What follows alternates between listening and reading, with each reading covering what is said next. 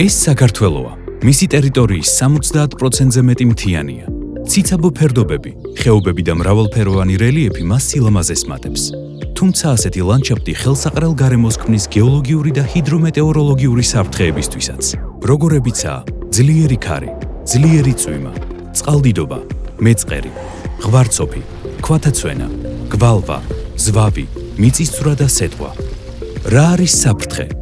როდის იქცევა საფრთხე კატასტროფად და შეგვიძლია თუ არა რამის გაკეთება მისი უარყოფითი შედეგების შესამსუბუქებლად? ამ ვიდეოში სწორედ ამ შეკითხვებს გავცემთ პასუხს.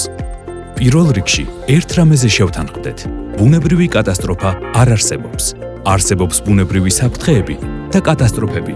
ზოგადად საფრთხეები ბუნებრივად ან ადამიანის ჩარევით წარმოქმნილი ფენომენები და პროცესებია, რომელსაც შეუძლია საფრთხე შეუქმნას მოსახლეობასა და მათ გარემოცვას.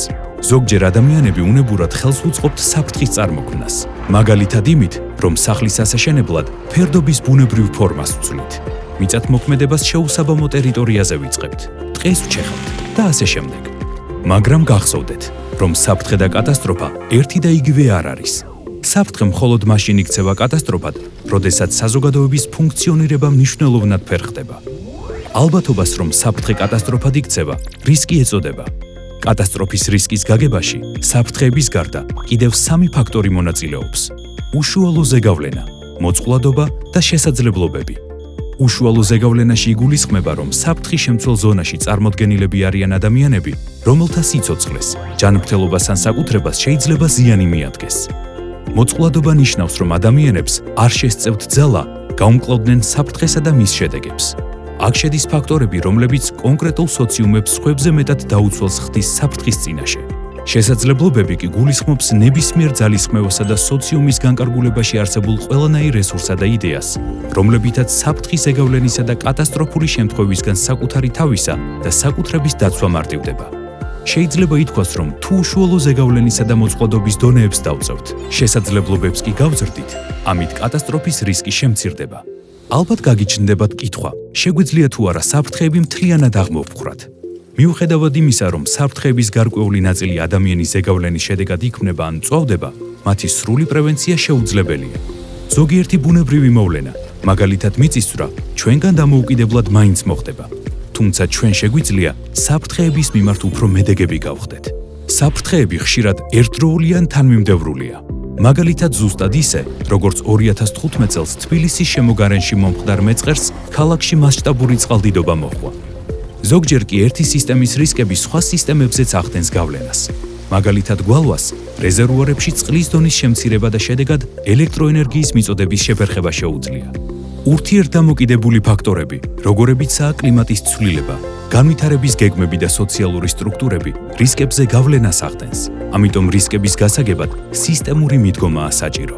არსებობს მიდგომა, რომლითაც რისკების, პოტენციური კატასტროფებისა და მათი შედეგების უკეთ მართვა შეგვიძლია.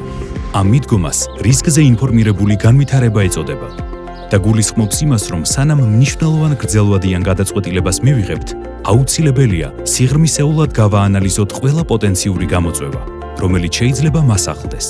შემდეგ შევიმუშაოთ განვითარების რამდენიმე გზა და საბოლოოდ ამ გზებს შორის ავირჩიოთ ყველაზე ოპტიმალური მდგრადობის, ფინანსების, მედეგობის, უსაფრთხოებისა და სოციო-ეკოლოგიური ზემოქმედების პრიორიტეტების გათვალისწინებით.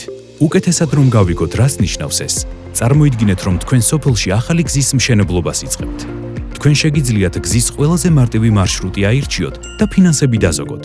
ან შეგიძლიათ სიღრმისეულად გამოიკვლიოთ ტერიტორია, განსაზღვროთ მეწყერ საშიში ზონები და არჩევანი შეაჩეროთ შედარებით რთულ მარშრუტზე, რომლითაც მაღალი რისკის ადგილებში მშენებლობისთვის თავის არიდებას შეძლებთ.